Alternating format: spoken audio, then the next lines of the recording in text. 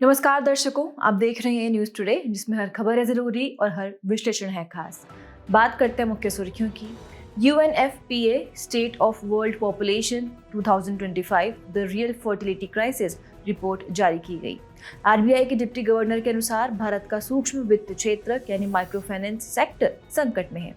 केंद्रीय आवासन और शहरी विकास मंत्रालय MOHUA ने smart city special purpose vehicles SPVs के पुनर्गठन के लिए सुझाव आमंत्रित किए।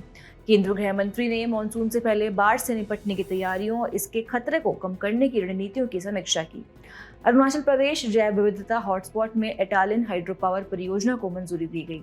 ब्राजील और फ्रांस ने blue nationally determined contributions NDCs challenge launch किया। चलिए बुलेटिन की शुरुआत में बात करते हैं आज की पहली मुख्य खबर की। UNFPA state of world population 2025 the real fertility crisis report जारी की गई। रिपोर्ट में प्रजनन क्षमता में गिरावट से घबराने की बजाय उन लोगों की जरूरतों पर ध्यान केंद्रित होना चाहिए जो अपने प्रजनन लक्ष्यों को प्राप्त करने में असमर्थ हैं। तो चलिए बात करते हैं इस रिपोर्ट के प्रमुख बिंदुओं की। सबसे पहले है प्रजनन संकट। वास्तविक मुद्दा अधिक जनसंख्या नहीं है, बल्कि विकल्प की कमी के कारण वांछित परिवार आकार प्राप्त करने में असमर्थता है। दूसरा फर्टिलिटी डुअलिटी। कुछ राज्यों जैसे बिहार, उत्तर प्रदेश, झारखंड आदि में प्रजनन दर काफी अधिक है, जबकि अन्य राज्यों जैसे दिल्ली, केरल, तमिलनाडु आदि में प्रतिस्थापन प्रजनन दर 2 से कम है। लेकिन सवाल ये है कि प्रजनन स्वतंत्रता में आखिर बाधाएं क्या हैं? चलिए इसे समझते हैं। वित्तीय बाधाएं एक बड़ा कारण है। 10 में से 4 लोग वित्तीय सीमाओं को एक बड़ी बाधा मानते हैं। इसके अलावा संरचनात्मक चुनौतियां भी कम नहीं है। 21% लोग नौकरी की असुरक्षा से जूझ रहे हैं, 22% को आवास की समस्याएं परेशान कर रही हैं और 18% को बच्चों की देखभाल की सुविधाओं की कमी का सामना करना पड़ रहा है, जो परिवार नियोजन में बाधा डालती हैं। सामाजिक दबाव को भी नजरअंदाज नहीं किया जा सकता। 19% लोग कम बच्चे पैदा करने के लिए परिवार या साथी के दबाव का सामना करते हैं। साथ ही आधुनिक सोच भी फैसले को प्रभावित कर रही है। जलवायु परिवर्तन, राजनीतिक अस्थिरता, अकेलापन और बदलते लैंगिक मानदंड जैसे मुद्दे लोगों के निर्णयों को नया आकार दे रहे हैं। अब बात करते हैं भारत की प्रगति और लगातार बढ़ रही असमानता की। बेहतर शिक्षा और स्वास्थ्य सेवाओं की बदौलत भारत ने लंबा सफर तय किया है। 1970 में प्रजनन दर 5 थी, जो अब 2025 में घटकर 2 पर आ गई है। साथ ही राज्यों, जातियों और आय समूहों में असमानताएं प्रजनन अधिकारों को सीमित करती हैं। तो UNFPA ने भारत के लिए क्या सिफारिशें दी हैं? पहली, लैंगिक और प्रजनन स्वास्थ्य SRH सेवाओं का विस्तार। गर्भ निरोधक, सुरक्षित गर्भपात और बंध्यता देखभाल तक सार्वभौमिक पहुंच। दूसरी, संरचनात्मक बाधाओं को दूर करना, किफायती बाल देखभाल, शिक्षा, आवास और लचीली कार्य नीतियों के विकास पर फोकस करना। और तीसरी, समावेशी नीतियां LGBTQIA+ अविवाहित व्यक्तियों और हाशिए पर रहे समूहों तक सेवाओं की पहुंच सुनिश्चित करना। चलिए आखिर में जानते हैं UNFPA के बारे में। इसे 1969 में जनसंख्या गतिविधियों के लिए संयुक्त राष्ट्र कोष यानी UNFPA के रूप में स्थापित किया गया था। वर्ष 1987 में इसका नाम बदलकर संयुक्त राष्ट्र जनसंख्या कोष कर दिया गया था। हालांकि मूल संक्षिप्त नाम UNFPA को बरकरार रखा गया। इसका मुख्य मिशन सभी के लिए लैंगिक और प्रजनन अधिकारों एवं विकल्पों की गारंटी देना और महिलाओं व युवाओं को अपने शरीर के बारे में सूचनाओं पर आधारित निर्णय लेने के लिए सशक्त बनाना है। चलिए बढ़ते हैं अगली मुख्य खबर की ओर। RBI के डिप्टी गवर्नर के अनुसार भारत का सूक्ष्म वित्त क्षेत्रक माइक्रो फाइनेंस सेक्टर संकट में है। सूक्ष्म वित्त क्षेत्रक का सकल ऋण पोर्टफोलियो यानी GLP साल दर साल 13.9% गिर गया है, जो उधारकर्ताओं के बढ़ते तनाव और कम ऋण देने को दर्शाता है। ऋण के लिए सूक्ष्म वित्त या माइक्रो क्रेडिट क्या है, ये जानते हैं। विश्व बैंक के अनुसार यह उन लोगों को छोटे पैमाने की वित्तीय सेवाएं प्रदान करना है जिनकी पारंपरिक बैंकिंग सेवाओं तक पहुंच नहीं है। आइए अब सूक्ष्म वित्त संस्थाओं यानी MFIs के समक्ष चुनौतियां भी जान लेते हैं। इसमें पहला है पहुंच की उच्च लागत। MFIs छोटे छोटे ऋणों के माध्यम से दूर दराज और कम बैंकिंग वाले क्षेत्रों में सेवाएं प्रदान करते हैं। भारत में लोगों तक MFIs की पहुंच अभी भी 8% बनी हुई है, जो बांग्लादेश के 65% से काफी कम है। अगला है उच्च ब्याज दरें। MFIs 12% से 30% तक ब्याज दर वसूलते हैं, जो बैंकों के 8% से 12% से अधिक है। निश्चित लेन देन लागत और सीमित मात्रा के कारण ब्याज दरें उच्च बनी रहती है। तीसरा है शहरी गरीबों को अक्सर अनदेखा किया जाता है। MFIs ग्रामीण गरीबों पर अधिक ध्यान केंद्रित करते हैं। केवल 800 MFIs शहरी गरीबों को लक्षित करते हैं। चौथा है ऋण चूक। कोई जमानत ना होने और खराब जोखिम प्रबंधन के कारण अधिक ऋण चूक होती है। 70% से अधिक भुगतान देर से होते हैं, जिससे नकदी प्रवाह और सदस्यता पर प्रतिकूल प्रभाव पड़ता है। फिर है बैंकों पर अत्यधिक निर्भरता। MFIs का 80% वित्त पोषण वाणिज्यिक बैंकों द्वारा किया जाता है। और अगला है उत्पाद विविधीकरण का अभाव। MFIs द्वारा अपने समग्र ऋण का बड़ा भाग सूक्ष्म ऋण के रूप में दिया जाता है, जो इनके लाभांश को सीमित करता है। बीमा, बचत, विप्रेषण जैसी अन्य सेवाएं MFIs द्वारा बहुत कम या नहीं के बराबर प्रदान की जाती हैं। आइए अब सरकार द्वारा की गई पहले भी जान लेते हैं। इसमें पहला है सिडबी यानी SIDBI की माइक्रो फाइनेंस योजना। इस कार्यक्रम में भाग लेने वाले NGOs या MFIs को सिडबी से वित्त प्राप्त करने के लिए इक्विटी सहायता प्रदान करने की आवश्यकता होती है। और आखिरी है स्वयं सहायता समूह बैंक लिंकेज कार्यक्रम यानी SHGBLP। यह कार्यक्रम नाबार्ड यानी NABARD ने तैयार किया था। इसकी शुरुआत 1992 में की गई थी। केंद्रीय आवासन और शहरी विकास मंत्रालय यानी MOHUA ने smart city special purpose vehicles SPVs के पुनर्गठन के लिए सुझाव आमंत्रित किए। केंद्र सरकार ने फैसला किया है कि स्मार्ट सिटीज मिशन की अवधि 31 मार्च 2025 को समाप्त हो चुकी है। इसके बाद भी SPVs अपना कामकाज जारी रखेंगे। तो चलिए सबसे पहले समझते हैं स्पेशल पर्पस व्हीकल्स यानी SPVs है क्या। SPVs का गठन कंपनी अधिनियम 2013 के तहत सभी 100 चयनित शहरों में स्मार्ट सिटीज मिशन के तहत कंपनियों के रूप में किया गया था। स्मार्ट सिटीज मिशन वर्ष 2015 में शुरू किया गया था। इस मिशन का लक्ष्य 100 चयनित शहरों में जीवन की गुणवत्ता में सुधार करना था। इसके लिए प्रभावी सेवाएं, मजबूत अवसंरचना तथा संधारने और स्वच्छ वातावरण प्रदान करने पर जोर दिया जाता है। आपको बता दें कि SPVs का स्वामित्व राज्य या केंद्र शासित प्रदेश की सरकारों और नगर निकायों यानी ULBs के पास 50:50 के अनुपात में है। बात करें इसकी संरचना की तो प्रत्येक SPV का अध्यक्ष पूर्णकालिक मुख्य कार्यकारी अधिकारी यानी CEO होता है। इसके बोर्ड में केंद्र सरकार, राज्य सरकार और स्थानीय नगर निकाय के प्रतिनिधि शामिल होते हैं। इसका उद्देश्य देखें तो SPVs को केंद्रित योजना, परियोजना, विकास और जमीनी स्तर पर क्रियान्वयन के माध्यम से स्मार्ट सिटीज मिशन को लागू करने का दायित्व सौंपा गया है। मार्च 2025 तक 8000 से अधिक स्मार्ट सिटीज मिशन परियोजनाओं में से 93% से अधिक पूरी हो चुकी थी। परियोजना के लिए आवंटित 48,000 करोड़ रुपए के बजट का 99.44% वितरित किया जा चुका है। अब बात करते हैं पुनर्गठित SPVs के भविष्य के कार्यक्षेत्र की।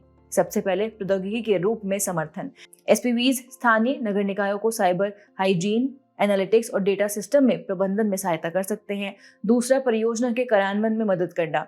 SPVs लाभकारी परियोजनाओं का विकास और कार्यान्वयन कर सकते हैं। इसके बदले में राज्य के मानदंडों के अनुसार 1.5 से 3% तक का कार्यान्वयन शुल्क भी वसूल कर सकते हैं। फिर है अनुसंधान और मूल्यांकन कार्य। SPVs मूल्यांकन, लॉजिस्टिक्स और समन्वय के माध्यम से साक्ष्य आधारित योजना निर्माण में सहायता कर सकते हैं। और आखिरी है निवेश आकर्षित करने में सहायक। SPVs परियोजना के संरचना निर्माण, खरीद प्रक्रियाओं और सरकारों के बीच समन्वय के माध्यम से स्थानीय आर्थिक विकास को बढ़ावा दे सकते हैं। चलिए बढ़ते हैं अगली मुख्य खबर की ओर। केंद्रीय गृह मंत्री ने मॉनसून से पहले बाढ़ से निपटने की तैयारियों और इसके खतरे को कम करने की रणनीतियों की समीक्षा की। हाल ही में केंद्रीय गृह मंत्री ने भारत में आपदा प्रबंधन के तहत जीरो कैजुअलिटी अप्रोच अपनाने और बाढ़ नियंत्रण में अंतरिक्ष प्रौद्योगिकी का उपयोग करने की आवश्यकता पर बल दिया। आइए अब बाढ़ से निपटने के प्रबंधन के लिए प्रमुख निर्देश भी जान लेते हैं। पहला है एक जैसा सड़क डिजाइन। विशेषकर राज्य और जिला राजमार्गों के लिए सड़क डिजाइनों में जल निकासी की व्यवस्था एकीकृत की जानी चाहिए। अगला है नदी घाटियों में वनावरण का विस्तार। नर्मदा नदी घाटी में वनावरण में वृद्धि से इस घाटी को उसकी प्राकृतिक अवस्था में वापस लाया जा सकता है, मृदा अपरदन में कमी की जा सकती है आदि। आइए बाढ़ से निपटने के प्रबंधन के बारे में भी बात कर लेते हैं। बाढ़ की परिभाषा को समझे तो जब जल का स्तर इतना बढ़ जाए कि वह अपने प्राकृतिक या कृत्रिम तटबंधों या तटों को पार कर आमतौर पर सूखी भूमि पर फैल जाए, जैसे कि नदी अपने बाढ़ के मैदानी क्षेत्र को डुबा दे, तो उसे बाढ़ या फ्लड कहते हैं। फिर है संवैधानिक प्रावधान। संविधान में राज्य सूची 2 की प्रविष्टि 7 के अनुसार बाढ़ नियंत्रण की प्राथमिक जिम्मेदारी राज्यों की होती है। तीसरा है, बाढ़ से निपटने के प्रबंधन की संरचना में संरचनात्मक व गैर संरचनात्मक उपायों को शामिल किया जाता है। संरचनात्मक उपायों के तहत जलाशयों का निर्माण करके अतिरिक्त जल का भंडारण किया जाता है। इससे बाढ़ के खतरे को कम किया जाता है। उदाहरण के लिए दामोदर घाटी निगम के तहत कई बहुउद्देशीय बांधों का निर्माण किया गया है। इसमें तटबंध का निर्माण किया गया है जो बाढ़ के खतरे वाले राज्यों में तटबंध बाढ़ से सुरक्षा प्रदान करते हैं। उदाहरण के लिए बाढ़ प्रबंधन कार्यक्रम के अंतर्गत 37,000 किलोमीटर से अधिक लंबे तटबंध बनाए गए हैं। वहीं डिटेंशन बेसिन या आर्द्र भूमियों को संरक्षण प्रदान किया गया है जो प्राकृतिक गड्ढे, दलदली क्षेत्र, झील आदि अतिरिक्त जल को भंडारित करके बाढ़ के खतरों को कम करते हैं। उदाहरण के लिए बिहार की मोकामा ताल आर्द्र भूमि। अब गैर संरचनात्मक उपाय भी देख लेते हैं। तो इसमें पहला है फ्लड एरिया जोनिंग। इसके तहत बाढ़ के खतरे वाले क्षेत्रों की पहचान करके उनमें सीमित विकास या निर्माण कार्यों की अनुमति दी जाती है। इसका वास्तविक उद्देश्य बाढ़ के मैदानी क्षेत्रों में बाढ़ से होने वाले नुकसान को कम करना है। इसके अलावा केंद्रीय जल आयोग यानी CWC बाढ़ का पूर्वानुमान जारी करता है। यह बाढ़ के खतरों या उससे होने वाले नुकसान को कम करने का एक किफायती तरीका है। पहले अगले 3 दिनों के लिए बाढ़ का पूर्वानुमान जारी किया जाता था। अब यह अगले 7 दिनों के लिए जारी किया जाता है। आइए खबर को समाप्त करने से पहले जानते हैं बाढ़ से निपटने के प्रबंधन में अंतरिक्ष प्रौद्योगिकी का उपयोग। इसमें पहला है रियल टाइम आधार पर बाढ़ की निगरानी और मैपिंग। जैसे इसरो के राष्ट्रीय सुदूर संवेदन केंद्र यानी NRSC ने 2018 में केरल और 2022 की असम बाढ़ के दौरान प्रभावित क्षेत्रों के मानचित्र प्रदान किए थे। अगला है बाढ़ पूर्व चेतावनी प्रणाली। नेशनल हाइड्रोलॉजी प्रोजेक्ट यानी NHP के तहत स्वसंचालित बाढ़ चेतावनी प्रणाली स्थापित की गई है। यह प्रणाली सैटेलाइट डेटा को भारत मौसम विज्ञान विभाग यानी IMD और केंद्रीय जल आयोग यानी CWC के डेटा के साथ एकीकृत करके बाढ़ पूर्वानुमान आधारित चेतावनियां जारी करती है। फिर है बाढ़ आपदा जोनिंग और प्लानिंग।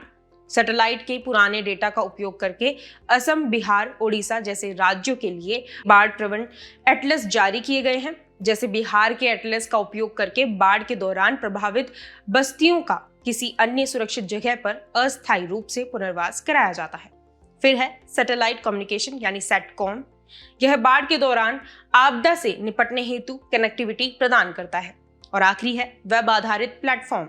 राष्ट्रीय सुदूर संवेदन केंद्र यानी NRSC के भुवन यानी BHUVAN जैसे प्लेटफॉर्म राष्ट्रीय आपदा प्रबंधन प्राधिकरण यानी NDMA और राज्य आपदा प्रबंधन प्राधिकरणों यानी SDMAs को बाढ़ से जुड़े डेटा प्रसारित करते हैं। अरुणाचल प्रदेश जैव विविधता हॉटस्पॉट में एटालिन हाइड्रो पावर परियोजना को मंजूरी दी गई। वन सलाहकार समिति FAC ने एटालिन जल विद्युत परियोजना को सैद्धांतिक स्वीकृति दे दी है जो एक उच्च संरक्षण मूल्य वाले क्षेत्र में स्थापित होने वाली है। चलिए सबसे पहले वन सलाहकार समिति FAC के बारे में जानते हैं। यह एक वैधानिक निकाय है। इसका गठन वन संरक्षण अधिनियम 1980 की धारा 3 के प्रावधानों के तहत किया गया है। इसका कार्य वन भूमि को गैर वन उपयोग जैसे खनन के लिए डाइवर्ट करने के मामलों में सलाह देना है। इसकी सिफारिशें सलाहकारी प्रकृति की होती हैं। एटालिन हाइड्रो पावर परियोजना क्या है, अब इसे समझते हैं।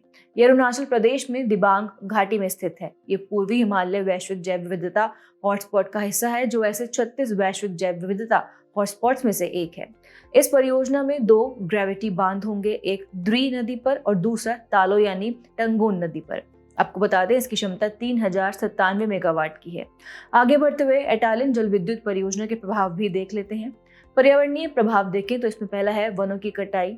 इस परियोजना के कारण 2.7 लाख पेड़ों की कटाई होगी और 1100 हेक्टेयर से अधिक अवर्गीकृत वन भूमि का डाइवर्जन होगा। दूसरा है जैव विविधता। इस क्षेत्र में लगभग 6 वैश्विक रूप से संकटग्रस्त स्तनपायी प्रजातियां पाई जाती हैं। इनमें से 3 एंडेंजर्ड हैं और 3 वनरेबल श्रेणी में हैं। यहाँ भारत की कुल पक्षी प्रजातियों का 56% हिस्सा पाया जाता है। साथ ही इसमें 3 अत्यंत दुर्लभ प्रतिबंधित रेंज स्थानिक पक्षी प्रजातियां भी हैं। इस संबंध में स्थानीय लोगों की कुछ चिंताएं भी हैं, जैसे कि अदी और ईदू मिश्मी ने इस परियोजना का विरोध किया है। उनका मानना है कि इससे उन्हें भूमि का नुकसान होगा और उन्हें विस्थापित कर दिया जाएगा। चलिए बढ़ते हैं आज की अंतिम मुख्य खबर की ओर। ब्राजील और फ्रांस ने ब्लू नेशनली डिटरमाइंड कंट्रीब्यूशंस यानी एनडीसीज चैलेंज लॉन्च किया। आपको बता दें कि ब्राजील और फ्रांस के अलावा 6 अन्य देश पहले से ही इस पहल में शामिल हो चुके हैं। इन 6 देशों में Australia, Fiji, Kenya, Mexico, Palau और सेशल्स शामिल हैं। इस प्रकार यह आरंभिक 8 देशों का समूह बन गया है। आइए अब ब्लू एनडीसी चैलेंज के बारे में भी जान लेते हैं। यह सभी देशों से COP30 से पहले महासागर को अपने एनडीसीज यानी राष्ट्रीय स्तर पर निर्धारित योगदानों के केंद्र में रखने का आह्वान करता है। इसमें समर्थन को देखें तो इस पहल को ocean conservancy, the ocean and climate platform तथा world resources institute through the ocean resilience and climate alliance द्वारा समर्थन प्राप्त है। आइए अब जलवायु संकट से निपटने में महासागर की भूमिका के बारे में भी बात कर लेते हैं। इसमें पहला है कार्बन डाइऑक्साइड का अवशोषण। महासागर पृथ्वी के सबसे महत्वपूर्ण कार्बन सिंक में से एक है। ये वैश्विक कार्बन डाइऑक्साइड उत्सर्जन का लगभग 30% अवशोषित करते हैं। मैंग्रोव और समुद्री घास जैसे तटीय पर्यावास स्थलीय वनों की तुलना में 4 गुना अधिक दर पर कार्बन को अवशोषित करते हैं। दूसरा है ताप विनियमन। यह ग्रीन हाउस गैस उत्सर्जन से उत्पन्न अतिरिक्त गर्मी का लगभग 90% हिस्सा अवशोषित करते हैं। इसके अलावा है नवीकरणीय ऊर्जा। अब तटीय पवन ऊर्जा में वैश्विक विद्युत की 1/3 से अधिक आवश्यकताओं को पूरा करने की क्षमता है। आइए अब खबर को समाप्त करने से पहले महासागरीय पारिस्थितिकी तंत्र की सुरक्षा के लिए वैश्विक पहले भी जान लेते हैं। पहला है समुद्री संरक्षित क्षेत्र यानी MPAs। ये संरक्षण के लिए निर्दिष्ट क्षेत्र होते हैं। यहाँ समुद्री जीवन की सुरक्षा के लिए कुछ गतिविधियों को प्रतिबंधित किया जाता है। अगला है संयुक्त राष्ट्र का सतत विकास के लिए महासागर विज्ञान दशक 2021 से 2030। इसका उद्देश्य महासागरीय पारिस्थितिकी तंत्र में आ रही गिरावट को रोकने के लिए महासागर विज्ञान को प्रोत्साहित करना और सतत विकास को बढ़ावा देना है। और आखिर में भारतीय पहलों के तहत मिष्टी यानी mangrove initiative for shoreline habitats and tangible income, deep ocean mission आदि शुरू की गई है। चलिए बढ़ते हैं हमारे खास सेगमेंट सुर्खियों में रहे व्यक्तित्व की तरफ। आज हम बात करेंगे संत कबीरदास जी के बारे में। 11 जून को देश भर में संत कबीरदास जी की जयंती मनाई गई। संत कबीरदास जी के बारे में जानें तो उनका जन्म स्थान उत्तर प्रदेश के वाराणसी में है। इनके प्रमुख योगदान देखें तो उन्होंने कर्मकांड, जातिवाद और मूर्ति पूजा का विरोध किया। उन्होंने एक ईश्वर की भक्ति यानी निर्गुण भक्ति पर जोर दिया। वहीं उनके संकलित पद को देखें तो कबीर के पदों को 3 अलग अलग लेकिन एक दूसरे से जुड़ी परंपराओं में संकलित किया गया है। कबीर बीजक को वाराणसी और उत्तर प्रदेश के अन्य स्थानों पर कबीर पंथ द्वारा संरक्षित किया गया है। वहीं कबीर ग्रंथावली राजस्थान के दादू पंथ से जुड़ी हुई है। उनकी कई रचनाएं गुरु अर्जुन देव द्वारा संकलित आदि ग्रंथ साहिब में भी मिलती हैं। आपको बता दें कि कबीर की कविताएं कई भाषाओं और बोलियों में संरक्षित है। कुछ निर्गुण कवियों की रचनाएं विशेष भाषा संत भाषा यानी सधुकड़ी में रचित है।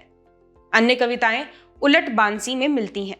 उलट बांसी रचनाओं में कबीर ने अपनी बात को घुमा फिराकर और प्रचलित अर्थ से एकदम विपरीत अर्थ में अभिव्यक्ति की है। चले बुलेटिन के आखिर में बढ़ते हैं आज की संक्षिप्त सुर्खियों की तरफ। हाल ही में केंद्रीय वित्त मंत्री ने वित्तीय स्थिरता और विकास परिषद की 29वीं बैठक की अध्यक्षता की कि भारत सरकार द्वारा दिसंबर 2010 में गठित उच्च स्तरीय गैर सांविधिक संस्था यानी नॉन स्टैट्यूटरी बॉडी है। इजराइल ने यमन के हुदैदा बंदरगाह पर पहला नौसैनिक हमला किया है। ये बंदरगाह पश्चिमी यमन में रेड सी के तट पर स्थित है। श्रीलंका में 10 जून को पवित्र पोसोन पोया पर्व मनाया गया। ये पर्व आज से 2000 साल पहले श्रीलंका में बौद्ध धर्म के ऐतिहासिक आगमन के उपलक्ष्य में मनाया जाता है। कार्ल्स रूहे ट्रीटियम न्यूट्रिनो यानी KATRIN एक्सपेरिमेंट ने ट्रीटियम मॉलिक्यूल के विघटन का बारीकी से अवलोकन किया है। इससे न्यूट्रिनो के द्रव्यमान का अनुमान लगाया जा सकता है। KATRIN एक्सपेरिमेंट जर्मनी में स्थित है। केरल तट से दूर एक कंटेनर जहाज में आग लगने के बाद भारतीय राष्ट्रीय महासागर सूचना सेवा केंद्र यानी INCOIS ने बहाव और तेल रिसाव की एडवाइजरी जारी की है। INCOIS ने कंटेनरों और मलबे के संभावित बहाव पैटर्न को ट्रैक करने के लिए अपना search and rescue and tool SARAT भी सक्रिय कर दिया है।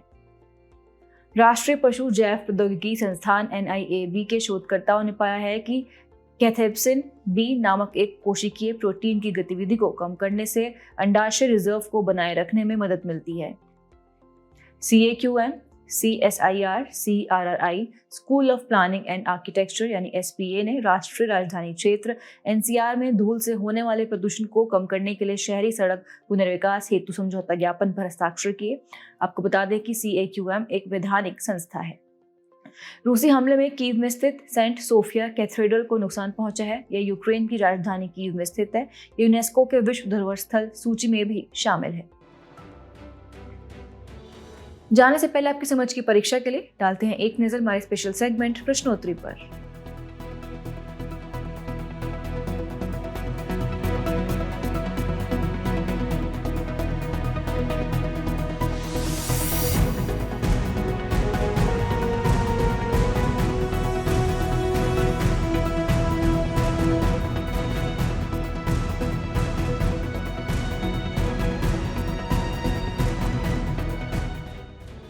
हमसे जुड़ने के लिए आपका धन्यवाद। उम्मीद है न्यूज़ टुडे का यह बुलेटिन आपको पसंद आया होगा। न्यूज़ टुडे की PDF को डाउनलोड करने के लिए और आज के क्विज के उत्तर के लिए डिस्क्रिप्शन में दिए गए लिंक्स पर क्लिक कीजिए।